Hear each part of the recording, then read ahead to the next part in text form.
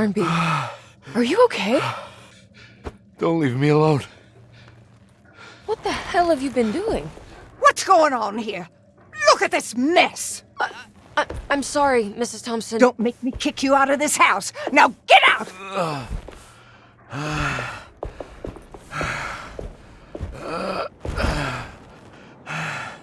Hey, Detective. Mr. Carnby.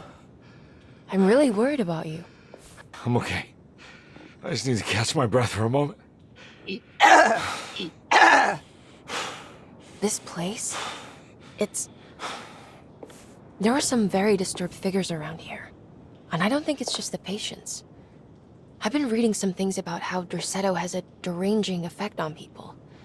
I think it might explain things. What? Just take it easy, okay? I'm gonna go find a way into Dr. Gray's apartment. I want to know what he's hiding. Emily, don't worry. I think I'm close. I'm gonna set everything right. Just be careful.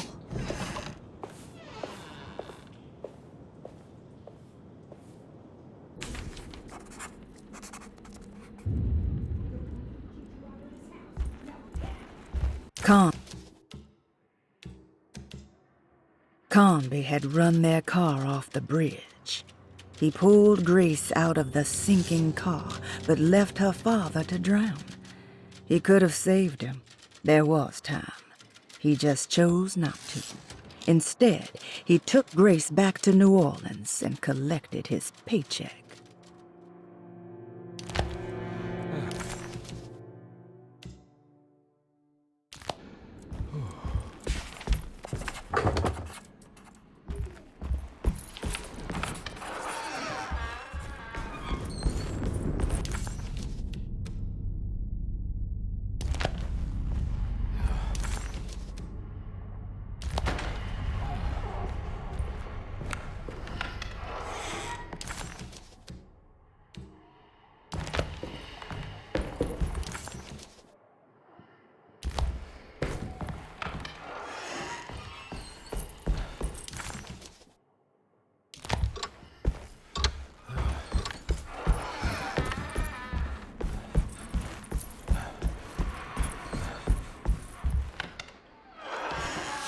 Detective, am I glad to see you. Lock the door, will you? I don't think Dr. Gray would appreciate us snooping around. What's going on here? This feels so strange.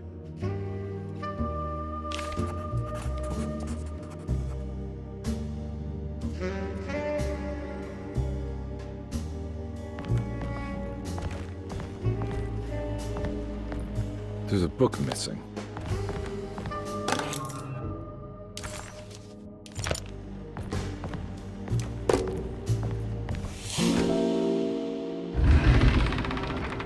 What did you do? I was just rearranging the books. Well, come on, let's check it out.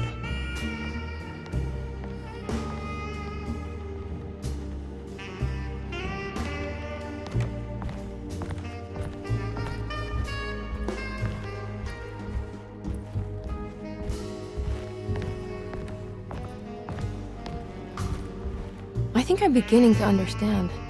Dr. Gray is dealing with some kind of mass delusion.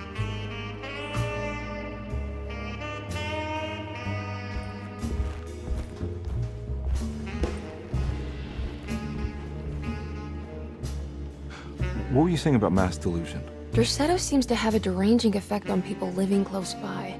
It has a history of creating cults devoted to some nature goddess. Even the name Derceto refers to the cult existing here before the Civil War. Derceto was the name of an ancient fertility goddess worshipped in Syria. Dr. Gray and his friends, however, seem to prefer the black goat of the woods with 1,000 young, or Shub-Nigroth. And that name can only have come from my uncle's twisted mind.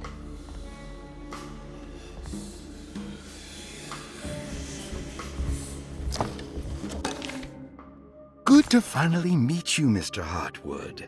I'm here on the behalf of your brother Philip. You were expecting me, weren't you? Yes. You're from Derceto, no? That's right. I just wanted to ask you a few questions to see if there is anything I can do to help you and your family. Okay. I understand you're full of imagination. You make up a lot of things. I suppose. And you obsess over them, blurring reality and fiction. Sometimes. Do you want to tell me about the Dark Man? No, I don't. That's all right. Perhaps there is something else you can tell me. Something you know to be made up, but you hold dear. Juan? John? Who's John? No, Juan Luis Jorge. Oh, wait there a moment. Here, take a look. Is he... Oh, he is the author.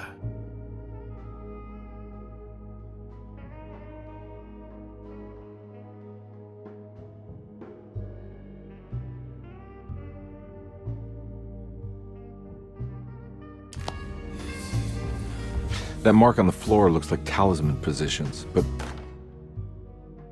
The Snake Dagger, a monograph by Yael Klein. In Ludwig Prin's book on pagan rituals called The Mystery of the Grave, as translated by Nicholas Vachy, there are several references to a sacrificial dagger called the Snake Dagger. It has long been thought of as a poor translation of the original text, that it would be more appropriate with worm dagger from the Latin vermis cultrum. This seems natural following the recent consensus that the original title of Prin's book, De Vermis Mysteris, should literally translate to the mystery of the worm. However, this would take away from Vachy's great effort at translating the underlying meaning of the words and revealing several cultural beliefs. While Prin certainly was using the term worm as a symbol or synecdoche for death and the dead, which is made clear by the contents of the book, in the case of the dagger, we shouldn't be too hasty to dismiss his translation. Reading through Vachy's correspondence with his patron, it appears that he had more than just the Latin text at his disposal. Vachy had dug up Prin's living relatives and uncovered several cross-referenced historical texts and an actual snake dagger. The dagger was dated to the early Middle Kingdom of Egypt and had such a clear shape of a wave that Vachy considered calling it the sinusoidal blade. Knowing the full story, it seems prudent that he chose to translate it as snake and not worm. There are several reasons why this choice of word helps us understand the pagans that Prin's book attempts to describe. The symbolic value of the shape becomes more apparent when reading about the use for the dagger. In the passage of possession and exorcism, we find the snake dagger poisons the poisoner within the victim and is therefore pacified. Where the literal text would tell us that the worm dagger trumps the demon possessing the victim, it tells us nothing of their reasoning. only that somehow this dagger wins against the demon, like it had the better hand in poker. Vahi's translation allows us to follow the underlying logic to the ritual magic that is being performed. Poison the poisoner. Sounds like fighting fire with fire. That to hurt the demon possessing its victim, the priests would have to fight back with a power that is known to the evil they are fighting. The snake dagger is therefore not only a good way to describe its form, but it also helps us understand how it could be thought of as a useful tool for exorcism. Finally, it also helps us understand their relationship to lunacy, that it was thought of as something poisoning the mind rather than controlling it. What is also interesting to note is that the possessed are always considered poisoned in their head and not their heart. The snake dagger always went to the eye of the possessed, leaving them partially blind, if they had the good luck to survive. From which direction should I look at it?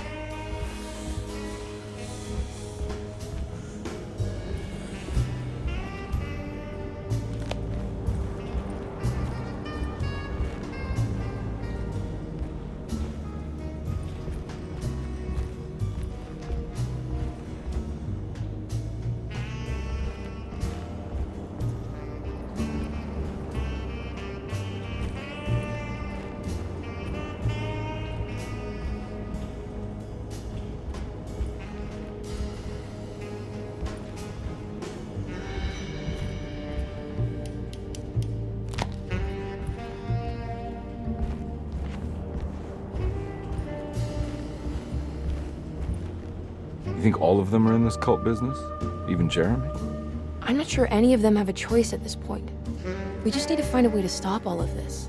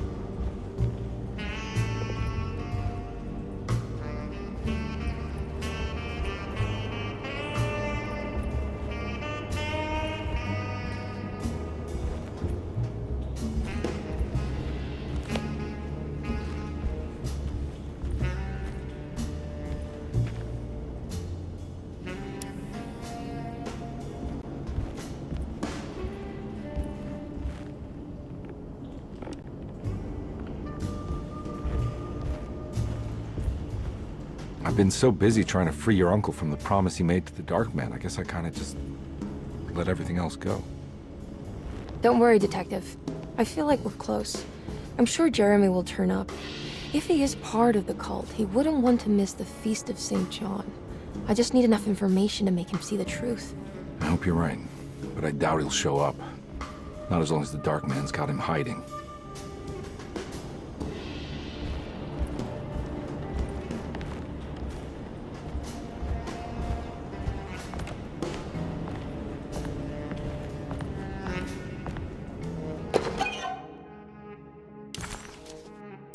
Nice.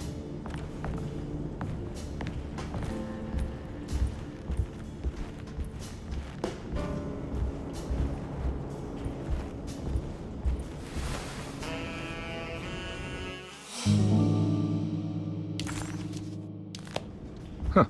Has that been there this whole time?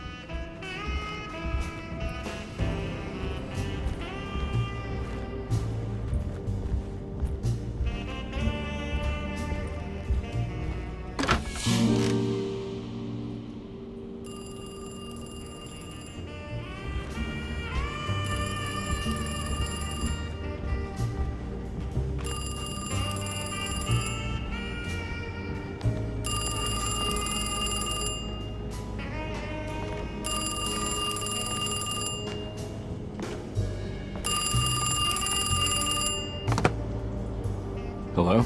Detective Carnby? Who is this? Jeremy? Jeremy is with the Dark Man.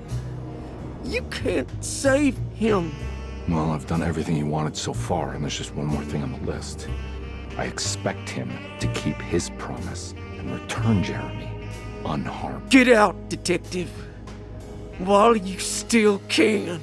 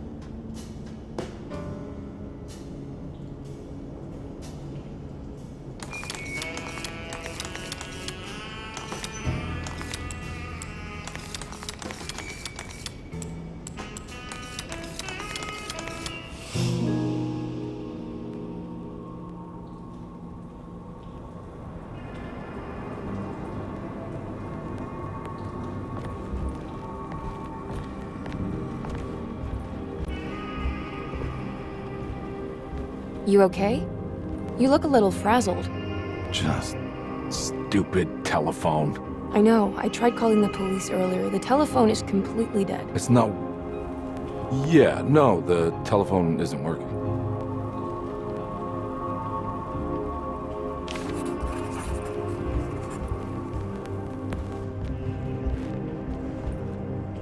Miss Hartwood, I think you're gonna want to see this. Is there something in the closet? Yeah, there is. You don't see the very obvious gate leading to whatever Jeremy's madness is serving up next? I don't understand. Are you making some kind of fashion metaphor? I'm sorry, I don't have time for this. Can you just tell me what you're doing? You don't see this! It's fine. It's fine. Catch you later. Are you going inside the closet? Yeah. You got a problem with that? No. Do what you think is right, Detective. Sorry, I didn't mean to. Goodbye, Miss Hartwood.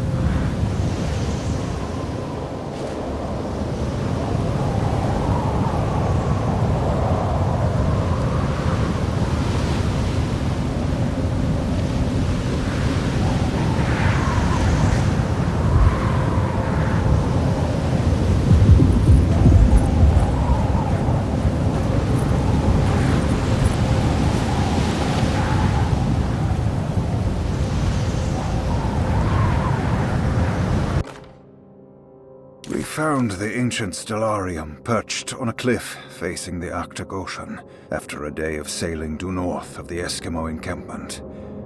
Jacob van Oostad was our most keen member of the expedition. He had been chasing down the source of a peculiar type of crystallized metal present in several sacred items among the natives on the northeast coast of Greenland. The site was a remarkable find for any explorer, and we were all enraptured in our search for enlightenment and meaning. The surviving architecture seemed almost unearthly in origin and astonishingly sophisticated. The metal Jacob was searching for was abundant, almost ubiquitous. We were so taken by our find that we were surprised by the sun falling below the horizon.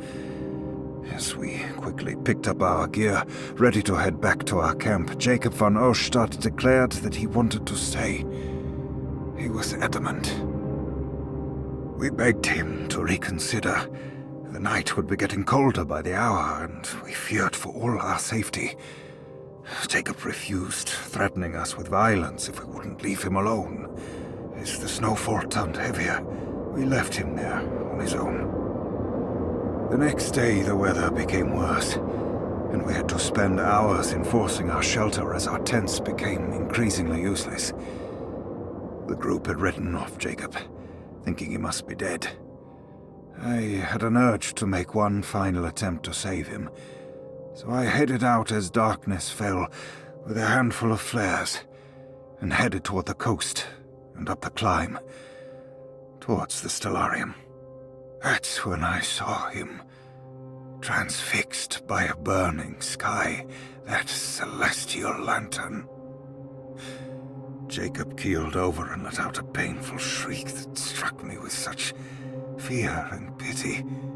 He was crying in agony, for the cold weather had ravaged his flesh. I called out to him, and he turned to face me. His vacant stare held me in place like a needle through a butterfly, and he said, "You must leave now, Herrstan. Go, and never come back." And so I left.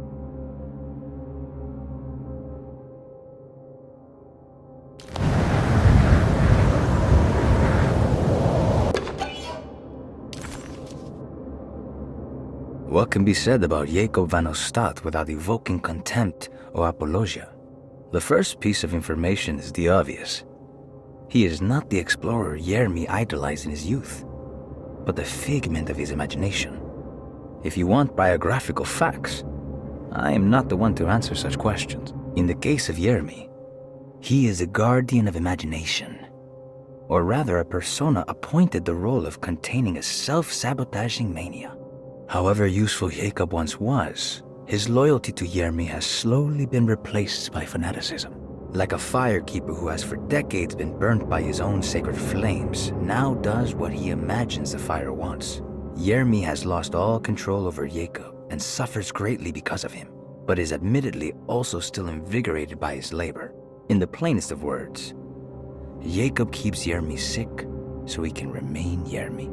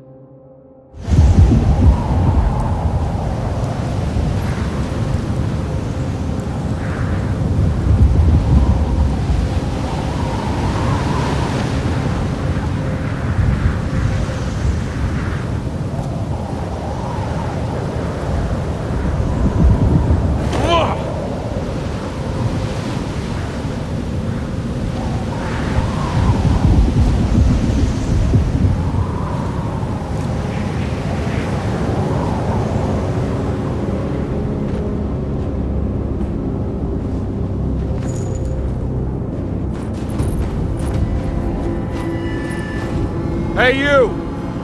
What are you doing here? What is this place? Turn back, detective. You're not wanted here. Whoa, take it easy. I'm not your enemy. Oh, you're wrong, detective. You're wrong.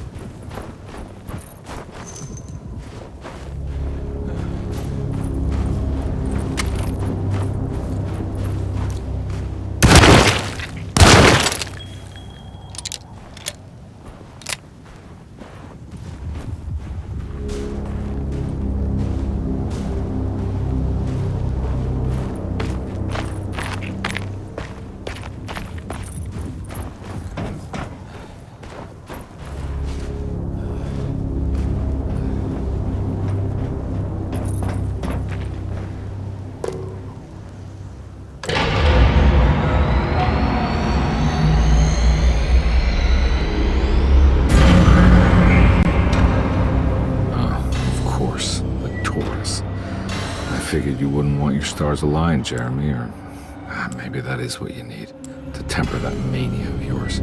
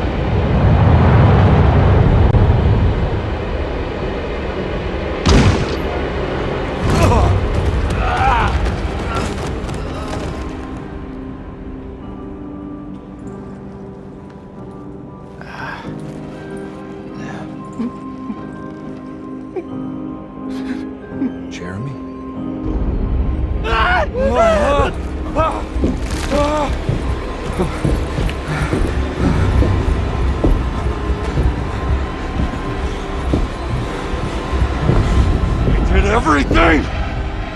Aren't you happy? Stupid charlatan. What more do you want from me? You want me to lose my mind? Oh, my lord! Doctor! Baptiste! Quick! Jesus. What are you thinking, compadre?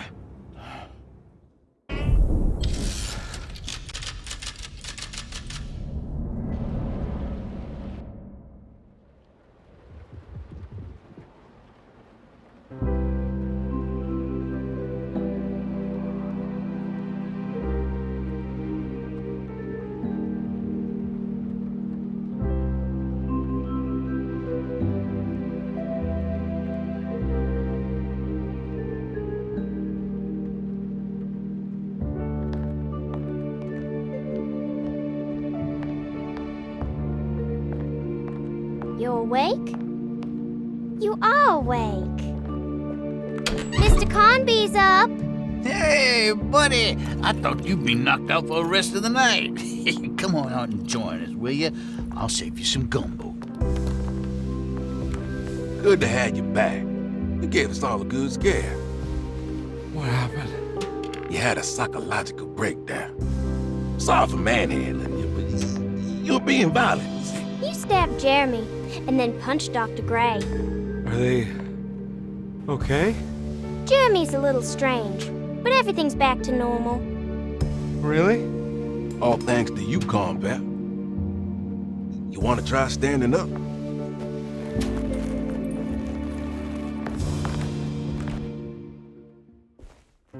Well, if it isn't the hero of the day. How are you feeling, Detective? Never better. How about you two? Hey, Jeremy, I didn't do too much damage, did I? Things are fine. Very quiet. What's up with him? Painkillers? No. You see, despite you having the finesse of a one-eyed butcher, you managed to lobotomize dear Jeremy. I did what? It's actually quite impressive. It's not like I hadn't considered it myself. I just wish Jeremy could have been helped without reducing his personality to that of an oyster. But he's gonna live. Of course. As long as someone keeps feeding him, he'll outlive the best of us.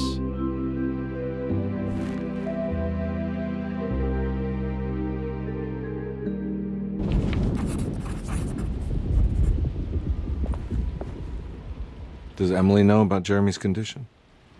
Yes. She seems to be handling it quite well under the circumstances.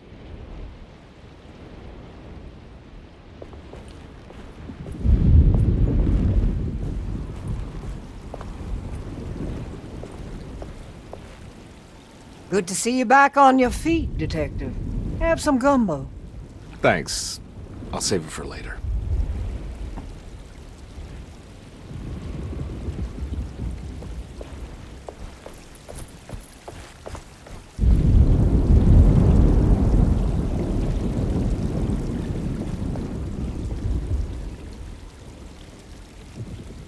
That is one impressive tree.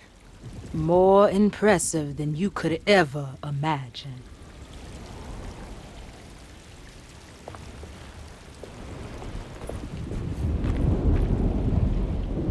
Hey, kid. What are you up to? Preparing for the ceremony. I don't want to disappoint Mother.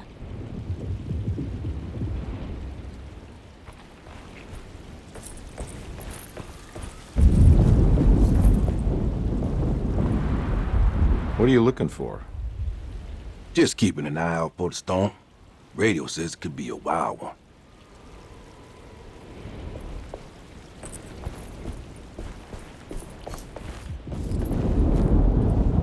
Hey, Ruth.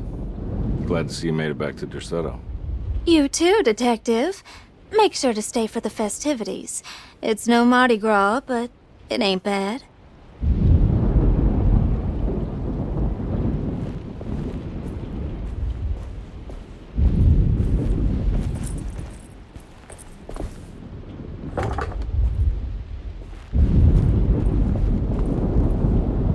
Does she still want to take Jeremy away from Derceto?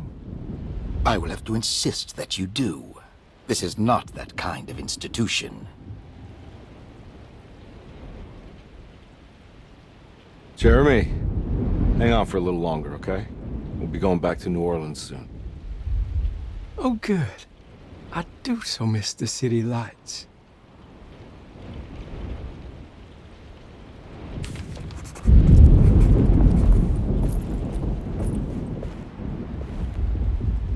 You seen Emily around? I saw her packing some things into that old jalopy you arrived in about an hour ago. I'm sure she hasn't given up on you yet.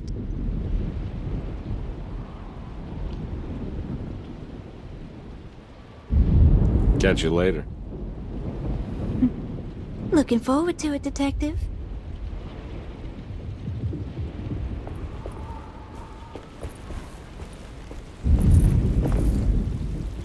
Seems like everyone's in a pretty good mood.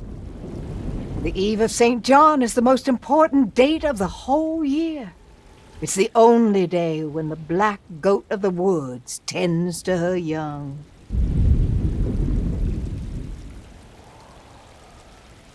I'm gonna go look for Emily. Don't worry about her. She wouldn't leave without you, would she?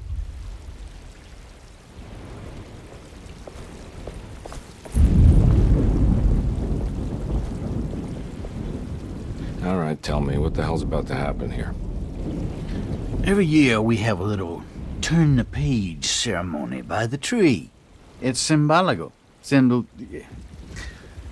It's like life has its cycles of grief and happiness. You know?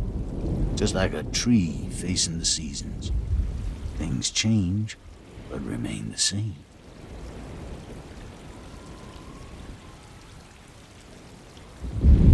So this is basically New Year's Eve, but with a tree metaphor. Exactly. You're so smart. It's about starting again. I mean, who could use a positive message like that more than a bunch of lunatics like us?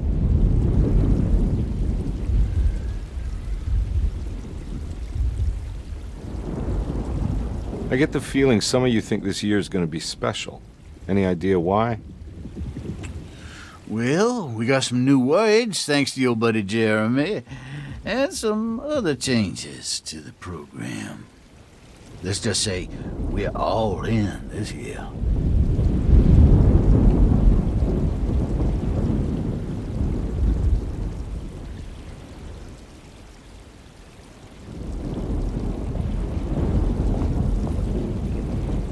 So how does this all work? You dance around chanting? For the ritual, I mean? Stay and find out, Detective. It might just do you good.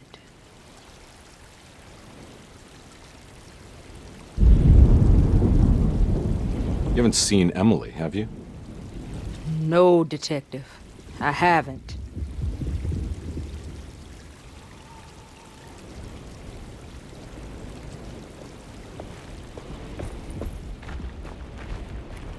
What's your part in this? I'm the Cabernet Corn. It's very important. Only I can settle our debt.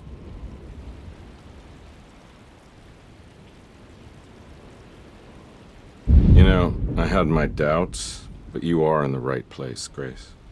I think you might be right. For once.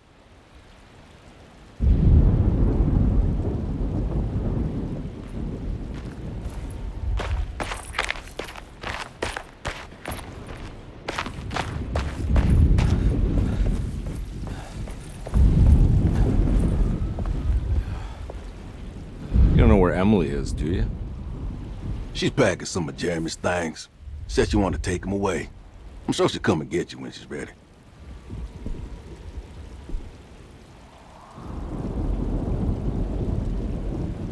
I should probably get a move on then. See you around, compare.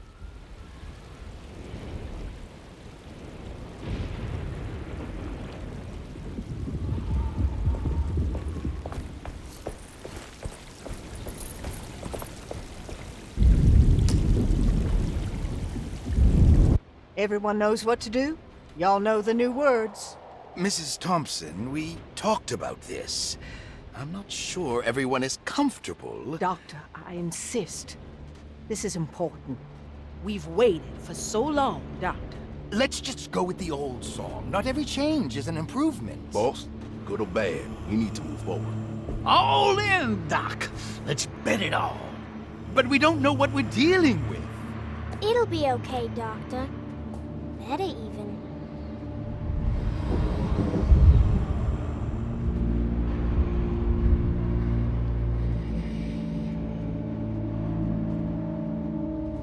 Ever there praises in abundance to the black goat of the woods.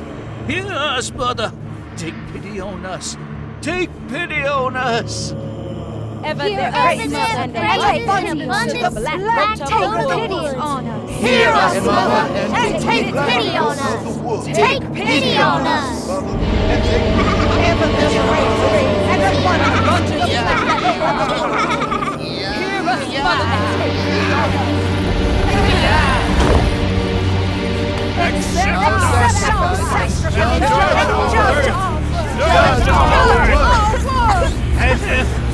Stop! Are you crazy? This here's what needs to happen, Carlton. Grace! Stop! Stop!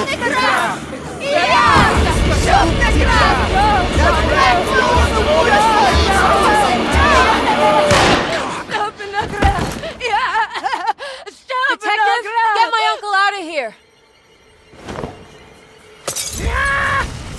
Jeremy, come with me! Get over here! Jeremy, come with... Jeremy, come here! No! There has to be another one!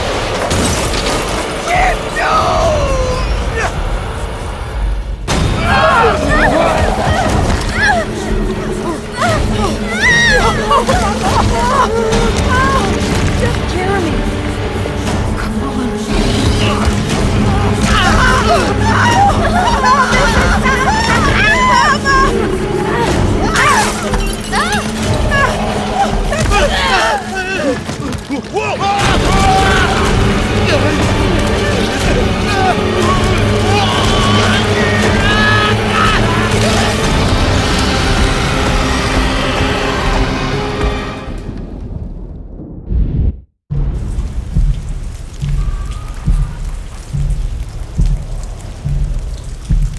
I can't let that monster leave Derceto. I have to stop it.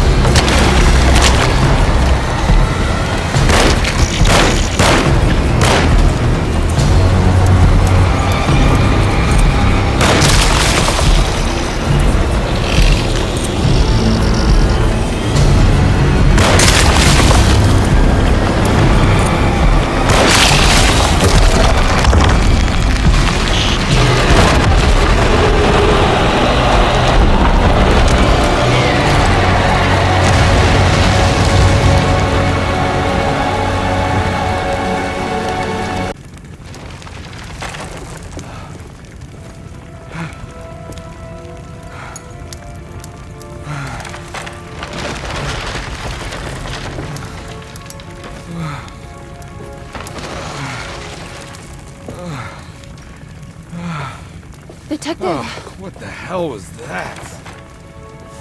I tried to tell you. There was so much evidence. Their devotion to the Black Goat was like nothing I've ever seen before. I felt so dumb believing any of it, but I'm glad I did. Are you okay? Everything is out of order. This isn't the way the story goes. I shouldn't be alive. Yeah. Oh, you're welcome, buddy. How are you doing, sweetie? I kinda like it. You ruined everything, but I'm not mad.